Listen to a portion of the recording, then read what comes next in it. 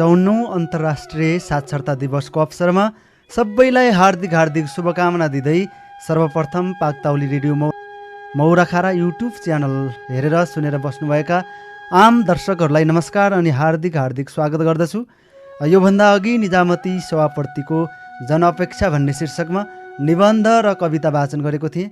आज फेरि साक्षरता दिवसको अवसरमा शिक्षा तथा मानव स्रोत विकास केन्द्रमा प्रतिस्पर्धामा संलग्न भएको रामप्रसाद खड्काले पठाउनु भएको अर्को निबन्ध ल्याएर आएको छु। टाइपिङ गर्दा र वाचन गर्दा कहीँ कतै शब्द त्रुटिहरू हुनसक्छ, त्यसको लागि माफ गर्नुहोला। स्वर्गद्वारी नगरपालिका शिक्षा युवा तथा खेलकुद शाखा प्युठान प्राविधिक सहायक तह 5औँमा कार्यरत हुनुहुन्छ। सुविधा वञ्चित समूहमा साक्षरता एवं जीवन पर्यटन सिकाइको पहुँच विस्तार गर्न सकेमा समृद्ध नेपाल निर्माणमा टेवा पुग्थ्यो कि? सुविधा वञ्चित समूह भन्नाले नेपाली नागरिक भइसकेपछि नेपाल सरकार मार्फत आधारभूत रूपमा नागरिकलाई उपलब्ध गराइने जस्तै गाछ बाँस कपास शिक्षा स्वास्थ्य यातायात खानेपानी सञ्चार विद्युत जस्ता तमाम आवश्यकताहरू उपयोग गर्नबाट वञ्चित गराइएका वा स्वतःस्फूर्त रूपमा आफै पहुँचबाट वञ्चित भएका मानिसहरूको समूहलाई नै सुविधा वञ्चित समूह भनिन्छ।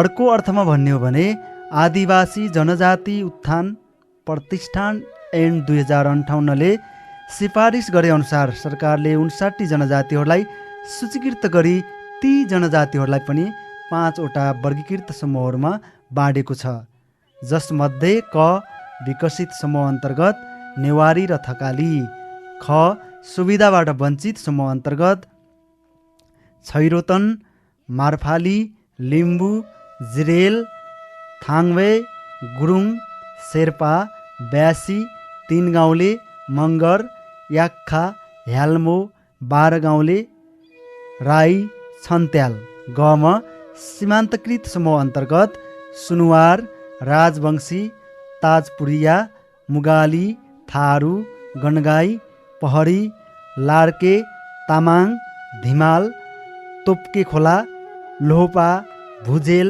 भोटे डोल्पो दुरा कुमाल दराई फ्री बागलुङ, घ अति सीमान्तकृत समूह माझी थुदाम सन्थाल बोटे सियार धानुक झागड दुनुवार लोहोमी थामी बडामु र ङ लोपोन्मुख समूह कुसुन्डा सुरेल किसान कसुबाडिया बनकरिया हायु लेप्चा राउटे राजी मेचे आदि पर्दछन्।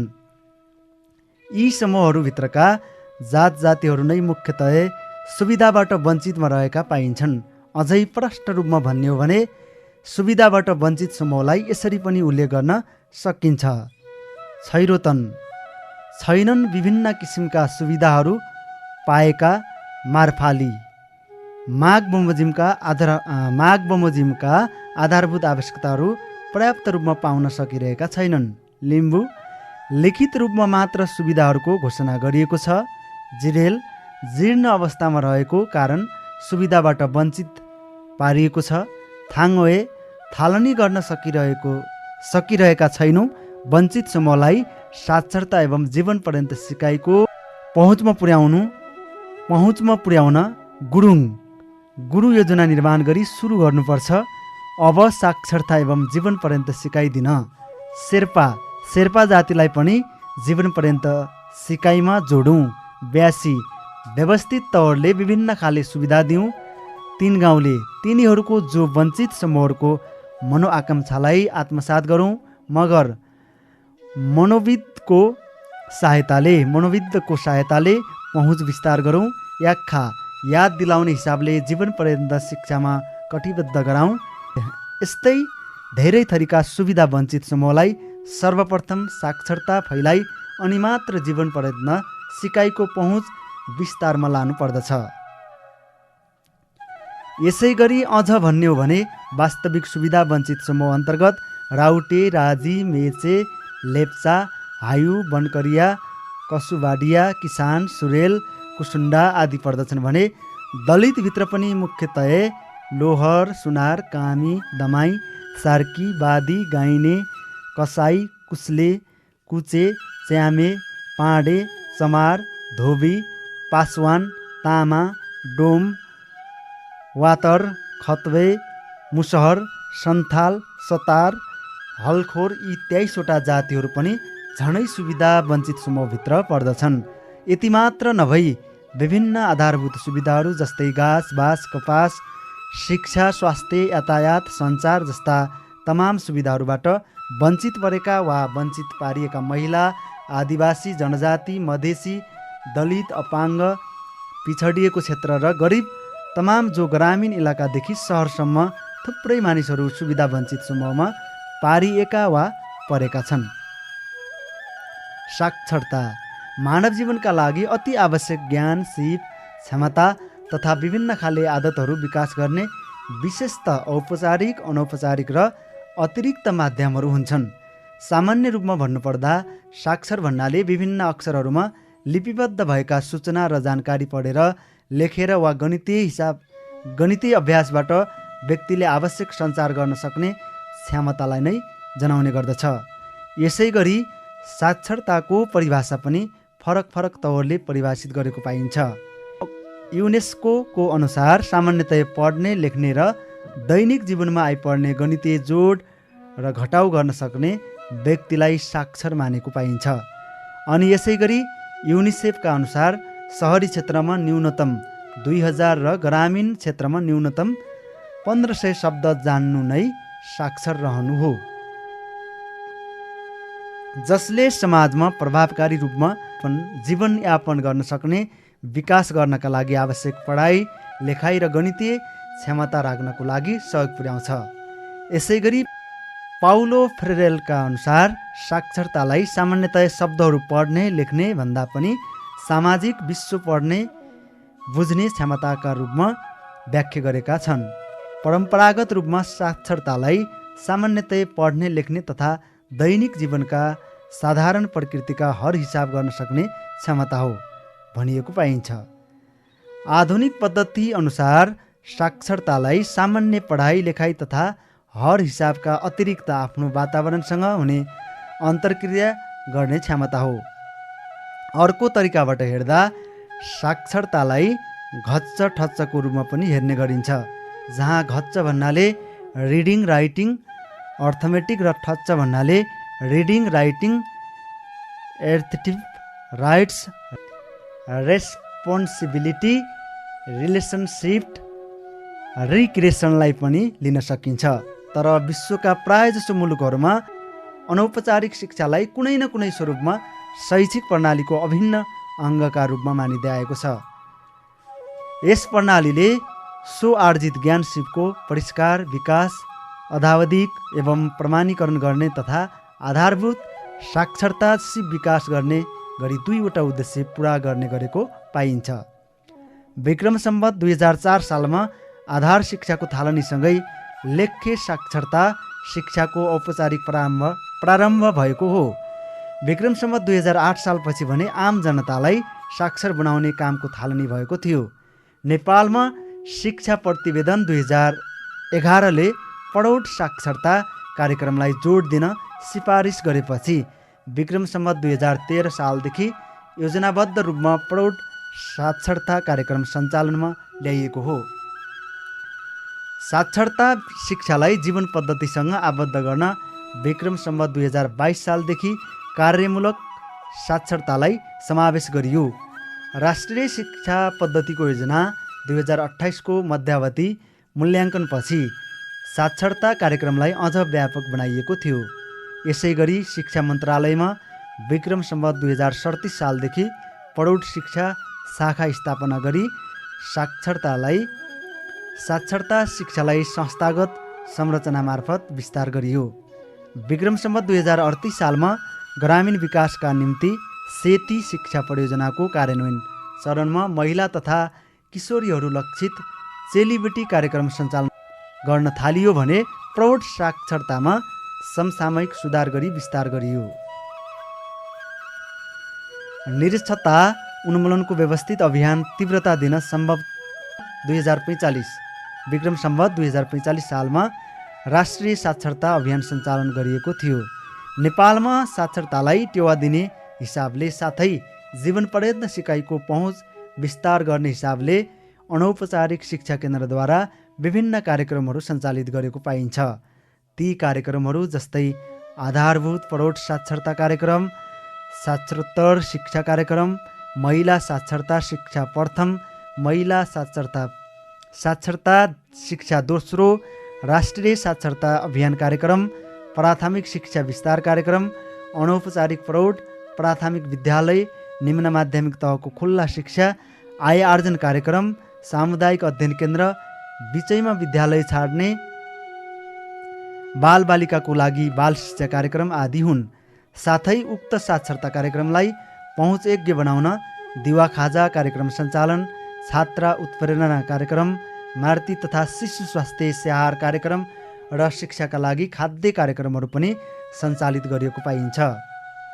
मुख्यतया नेपालमा सञ्चालित साक्षरताका प्रकारहरू कार्यमूलक साक्षरता, सांस्कृतिक साक्षरता, बहुसांस्कृतिक साक्षरता, सूचना साक्षरता, सञ्चार साक्षरता, बहुभाषिक साक्षरता, दृश्यात्मक साक्षरता, कम्प्युटर साक्षरता, गणितीय साक्षरता, वैज्ञानिक साक्षरता, प्रविधि साक्षरता र अङ्क साक्षरता सञ्चालन रहेको पाइन्छ।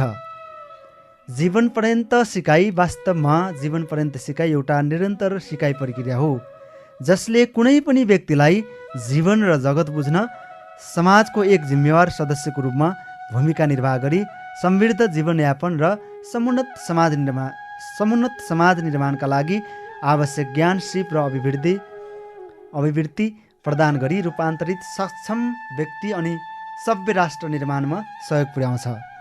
शिक्षाको क्षेत्रमा नयाँ सोचाइ, नयाँ चिन्तनको उजागर या विकास गर्नु पनि जीवन पर्यन्त सिकाइ हो। ग्रिसका तत्कालीन दार्शनिक सोक्रेट्स, प्लेटो, एरिस्टोटल अनि मध्यकालीन अवस्थाका रूसो, फोर्डवेल, भोल्टियर र आधुनिक युगमा Darwin, newton, ब्रेकन, John Dewey, UNESCO प्रतिवेदन, पाउलो फ्रेरे, डिभान र एबर्ट रेमर जस्ता थुप्रै व्यक्तिहरू र संस्थाहरूले पनि जीवन पर्यन्त सिकाइको बारेमा आफ्नै धारणा राखेको पाइन्छ। सन् 1919मा एएल स्मिथ प्रौढ शिक्षाको धारणा सबैभन्दा ठुलो जीवन पर्यन्त शिक्षाको उदाहरण हो। जीवन पर्यन्त शिक्षाको नामकरण पनि फ्रान्सेली शिक्षाविद ब्याचलर्डले सन् 1929तिर लर्निङ इज नेभर ओल्ड भनाइबाट नै स्पष्ट पारेको पाइन्छ। यसै गरी सन् 1960-1970 को दशकमा पाउलो फ्रेरे, इभान इलिच र रेमर जस्ता विद्वानहरूले विद्यालय शिक्षा अर्थात् औपचारिक शिक्षाको प्रत्यक्ष विरोध गरेको पाइन्छ। युनेस्को सन् 1972 को प्रतिवेदनले समेत विभिन्न शैक्षिक नीति तयार गर्दा जीवन पर्यन्त शिक्षालाई निर्देशक सिद्धान्तका रूपमा मान्नुपर्ने कुरा बताइएको पाइन्छ। साथै जीवन पर्यन्त सिकाइको प्रमाणपत्र समेत दिने प्रक्रियामा जोड दिएको पाइन्छ। वास्तवमा जीवन पर्यन्त सिकाइ औपचारिक, अनौपचारिक र अनियमित 3 प्रकारबाट दिन वा लिन सकिन्छ। जीवन पर्यन्त शिक्षाको अर्को शाखाको रूपमा जीवनोपयोगी सिपलाई पनि लिइन्छ। जीवनोपयोगी सिप व्यक्तिको दैनिक जीवनमा आइपर्ने माग र चुनौतीहरूको सामना गर्न प्रभावकारी रूपमा सामञ्जस्य गर्ने सकारात्मक बानी व्यवहार हो। व्यक्तिगत जीवनलाई स्वस्थ र उत्पादनशील तुल्याउन आफूलाई व्यवस्थित गर्ने, निर्णयहरू लिनका लागि सूचनाहरू प्रदान गरी समस्या समाधान तथा सामना गर्न सहयोग पुर्याउन मनोसामाजिक सक्षमताहरू र अन्तर्वैयक्तिक सिपहरूको एक समूह नै जीवनोपयोगी सिपहरू हुन्। अर्को अर्थमा दैनिक जीवनमा आइपर्ने समस्या र चुनौतीहरूको सामना गर्ने सिप जीवनोपयोगी सिप हो। निर्णयमा पुग्ने, आत्मविश्वास बढाउने, संवेग र आक्रोश नियन्त्रण गर्ने, माया, दया प्रकट गर्ने जस्ता सिपहरू जीवनोपयोगी सिप हुन्। यसै गरी जीवनोपयोगी सिपमा अन्तर्व्यक्ति सञ्चार सिप, सम्झौता, समझदारी वा इन्कार गर्ने सिप, प्रानुभूति विकास गर्ने सिप, आपसी सहयोग र सहकार्य गर्ने सिप तथा बहस र पैरवी गर्ने सिप आदि पर्दछन्। वास्तवमा भन्ने हो भने जीवन पर्यन्त सिप र जीवनोपयोगी सिपलाई एक अर्काको परिपूरकको रूपमा पनि लिन सकिन्छ। सुविधा वञ्चित समूहमा साक्षरता एवं जीवन पर्यन्त सिकाइको पहुँच विस्तार युनेस्कोले सन् 1966देखि सेप्टेम्बर 8लाई अन्तर्राष्ट्रिय साक्षरता दिवसको रूपमा जब मनाउन सुरु गर्यो, त्यसपछि साक्षरता एवं जीवन पर्यन्त सिकाइको गति बढेको पाइन्छ। तर ती सुविधा वञ्चित समूहमा भने अझै पनि 100% रूपमा लक्षित हुन सकिरहेको पाइँदैन। विगत लामो समयदेखि अन्तर्राष्ट्रिय साक्षरता दिवसले साक्षरतालाई महिला, पुरुष र समग्र समाजको सशक्तिकरणको एउटा माध्यमका रूपमा मनाउँदै आएका छौँ। सन् 1966मा युनेस्कोले अन्तर्राष्ट्रिय साक्षरता दिवसको घोषणा गरेदेखि यता हामीले यसतर्फ धेरै प्रगति गरिसकेको भए तापनि अझै केही प्रतिशत नेपालका मानिसहरू निरक्षर रहेको पाइन्छ। विक्रम सम्वत 2065 र 2069 सालमा 2 पटक गरी जम्मा 6 वर्षको राष्ट्रिय साक्षरता अभियान सरकारी र गैर सरकारी क्षेत्रको सहकार्यमा सञ्चालन गरियो। शिक्षा मन्त्रालयले हाल 15 वर्षदेखि 60 वर्ष उमेर समूहका 95% भन्दा बढी नागरिक साक्षर भएको सुनिश्चित भएका सम्बन्धित क्षेत्र एवं जिल्ला वा राष्ट्रलाई साक्षर घोषणा गर्न सकिने नीति पारित गरिसकेको हुँदा उक्त नीति अनुसार गाउँ नगरपालिका हुँदै सम्वत 2071 असारदेखि साक्षर जिल्ला घोषणा गर्ने अभ्यासको थालनी गरिएको छ। सुविधा वञ्चित समूहमा साक्षरता एवं जीवन पर्यन्त सिकाइको पहुँच विस्तार गर्ने गरी नेपालको संविधानले आधारभूत शिक्षालाई निःशुल्क र अनिवार्य हकका रूपमा स्थापित गरेको छ।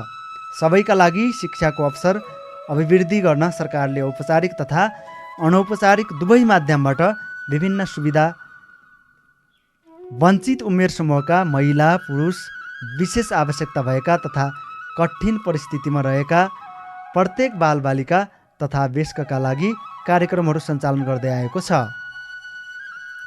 यसै सन्दर्भमा दिगो विकासका लक्ष्यहरूको लक्ष्य नम्बर 4मा सबैका लागि समावेशी र समतामूलक गुणस्तरीय शिक्षा सुनिश्चित गर्ने र जीवन पर्यन्त सिकाइका अवसरहरू प्रवर्धन गर्ने उल्लेख छ।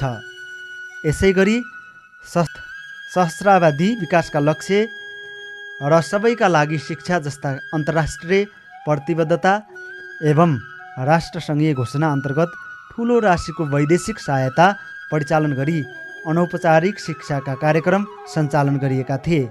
सन् 2016देखि आगामी 15 वर्षसम्मका लागि अन्तर्राष्ट्रिय प्रतिबद्धताको नयाँ आयामका रूपमा दिगो विकासका लक्ष्य अन्तर्गत नागरिकको जीवनसँग जोडिएको योग्यतामुखी जीवन पर्यन्त शिक्षामा सबैको पहुँच सुनिश्चित गर्ने लक्ष्य पूरा गर्न सरकारले आवश्यक नीति तथा कार्यक्रम कार्यान्वयनमा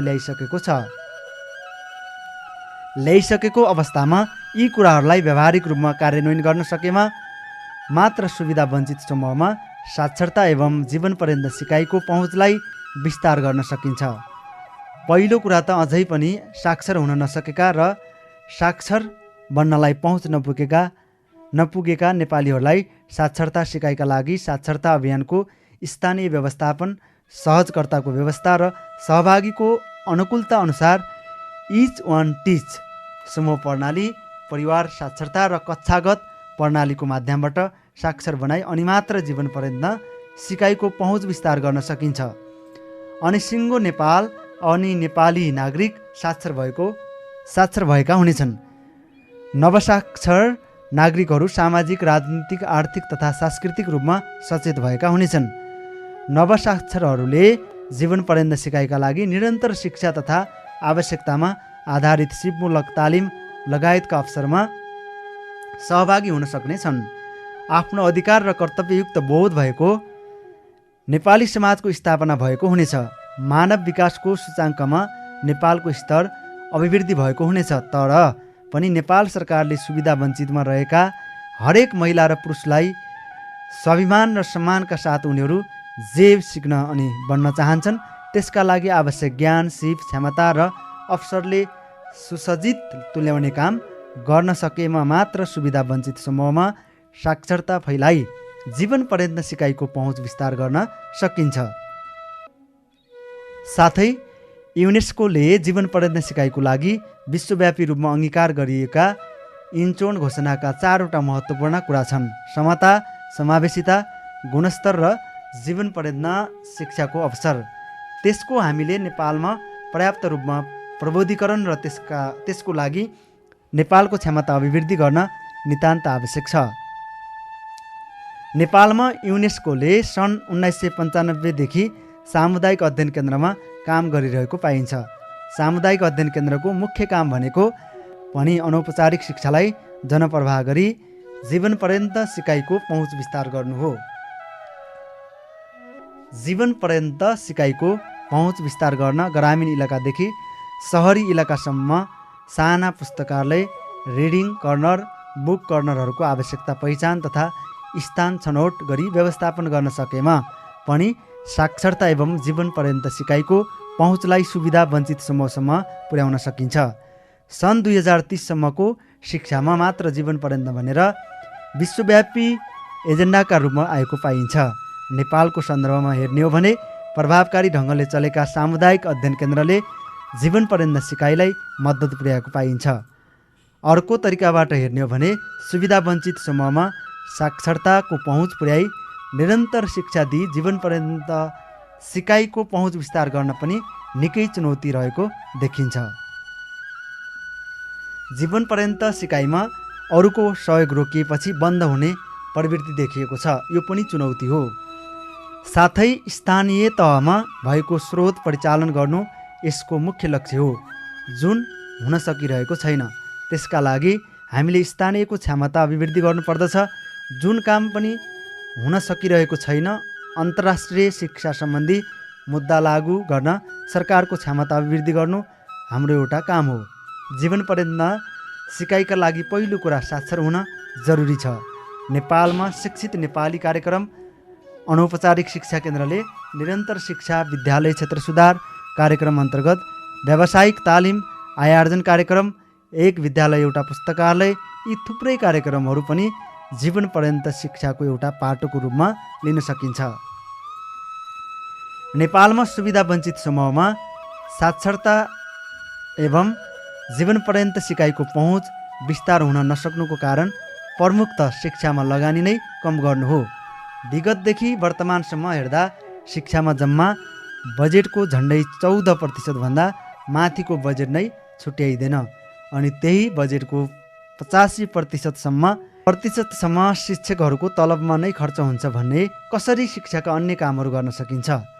त्यसो हुँदा यसले सुविधा वञ्चित समूहमा साक्षरता एवं जीवन पर्यन्त सिकाइको पहुँच विस्तारमा समता, समावेशी, गुणस्तर केन्द्रित गर्न समस्या आएको पाइन्छ। निष्कर्ष र सुझाव: सरकारले शिक्षामा सुधारका लागि निरन्तर प्रयास गरेको भए तापनि नेपालले अझै समस्या भोग्नु परेको छ। शिक्षाले धेरै क्षेत्र ओगर्न सकेको छैन, समतामूलक पहुँच छैन, खास गरी उच्च शिक्षा र प्रौढ शिक्षा तथा तालिममा तालमेल मिलेको पाइँदैन। शिक्षाको गुणस्तर कमजोर छ। प्रौढ साक्षरता दरमा मात्र सीमित भई व्यावहारिक रूपमा साक्षर हुन सकिरहेको पाइँदैन। अधिकतम बालबालिकाहरू आधारभूत शिक्षा पुरा नगरी बिचैमा विद्यालय छोडिरहेका हुन्छन्। घोक्ने, परीक्षालाई केन्द्रमा राखेर पढाउने र निजी शिक्षा अत्यन्त खर्चिलो हुने नेपाल लगायत अन्य केही एसियाली देशको नीतिगत चिन्ताको विषय बनेको छ। यसले शिक्षामा प्रणालीगत रूपमा नै एउटा बलियो वैकल्पिक उपायको अति नै खाँचो रहेको देखाउँछ, जहाँ सिकारुका लागि पर्याप्त लचकता अपनाइएको होस् र जसले गर्दा सबैले सिकाइ प्रक्रियामा सहभागी भई आफ्ना सिकाइ सबै उमेरका मानिसका निम्ति उपयोगी हुन सक्छ। यसबाट व्यक्ति, समाज अनि सिङ्गो देशलाई नै ठुलो फाइदा पुग्न सक्छ। खासमा भन्नुपर्दा जीवन पर्यन्त सिकाइ अनौपचारिक, औपचारिक र अतिरिक्त माध्यमबाट जीवनभर गरिने सिकाइ हो, जसले सिकाइका लागि सिकारुको क्षमता, माग र रुचिमा जोड दिइन्छ, जुन समय र परिस्थिति अनुसार परिवर्तन भइरहन्छन्।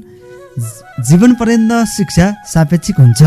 विकसित देशहरूले जीवन पर्यन्त सिकाइलाई भूमण्डलीकरण, अनुरूप ज्ञानको अर्थतन्त्र, आर्थिक उत्पादकत्व र सक्रिय नागरिकता सम्बन्धी मुद्दाहरू सम्बोधन गर्न प्रयोग गरेका छन्। तर हाम्रो जस्तो विकासशील राष्ट्रले जीवनपर्यन्त शिक्षालाई साक्षरताको विकास, आत्मनिर्भरता, सामाजिक हित र आय आर्जनको माध्यमका रूपमा लिन सकिन्छ। नेपाली समाजमा जीवनपर्यन्त सिकाइ, जान्नका लागि सिकाइ, बन्नका लागि सिकाइ, गर्नका लागि सिकाइ र मिलेर बस्नका लागि सिकाइको अनौपचारिक वा अतिरिक्त प्रक्रियाको निरन्तर यात्राका रूपमा रहेको पाइन्छ। जीवनभर सिक्न सक्ने र समाजमा भइरहेको विकाससँग घुलमिल हुँदै अगाडि बढ्न मानिसले सिकाइलाई निरन्तरता दिइरहनु पर्नेमा जीवनपर्यन्त सिकाइले जोड दिने गर्दछ। अन्त्यमा काम गरेर खाने कम शिक्षित समूह, विद्यालय बाहिर रहेका युवा युवतीहरू, थप शिक्षा लिन चाहेका तर विद्यालय वा शैक्षिक संस्थामा गएर शिक्षा लिन नसक्ने मानिसहरूले खुल्ला तथा दूरशिक्षा जस्ता लचक र सिकाइका वैकल्पिक माध्यमको उपयोग गरी जीवनपर्यन्त सिकाइमा पहुँच विस्तार गर्नुपर्दछ। पुनश्च सुविधा वञ्चित समूहमा साक्षरता एवं जीवनपर्यन्त सिकाइको पहुँच विस्तार गर्न मुख्यतया पहिलो कुरा शिक्षाको लगानीलाई वृद्धि गरी ती सुविधाका वञ्चित समूहलाई साक्षरताबाट पूर्ण साक्षर अनि निरन्तर शिक्षा दिई ती सुविधा वञ्चित समूहलाई उनीहरूको रुचि, क्षमता, चाहना र आवश्यकता अनुसार अन्न खेती, पशुपालन र दुग्ध व्यवसाय, बागवानी, कुखुरा पालन, मत्स्य पालन, पर्यटन र होटल व्यवसाय, हस्तकला र काष्ठकला, साधारण धातुको काम, वस्त्र सिलाइ र बुनाइ, छालाको काम, डकर्मी, इट्टा पोल्ने र भवन निर्माण, वन सम्बन्धी काम, मेकानिक्स, माहुरी पालन, सङ्गीत र नृत्य, सर्ट ह्यान्ड र टाइपिङ, चित्रकला र फोटोग्राफी, रेडियो मेकानिक्स, छपाई, बिजुलीको फिटिङ, घडी बनाउने, पानीको धाराको काम गर्ने तथा फर्निचर बनाउने जस्ता तमाम खाले काममा लगाई समृद्ध र समुन्नत नेपाल अनि सुखी नेपालीको परिकल्पनालाई पुरा गर्न सकिन्छ। साथै सुविधा वञ्चित समूहमा साक्षरता एवं जीवनपर्यन्त सिकाइको पहुँच पुर्याउन सङ्घ, प्रदेश र स्थानीय गरी तिनै तह एक टिक्का भई लागेमा मात्र सुविधा वञ्चित समूहमा साक्षरता एवं जीवनपर्यन्त सिकाइको पहुँचलाई 100% रूपमा विस्तार गर्न सकिन्छ। धन्यवाद।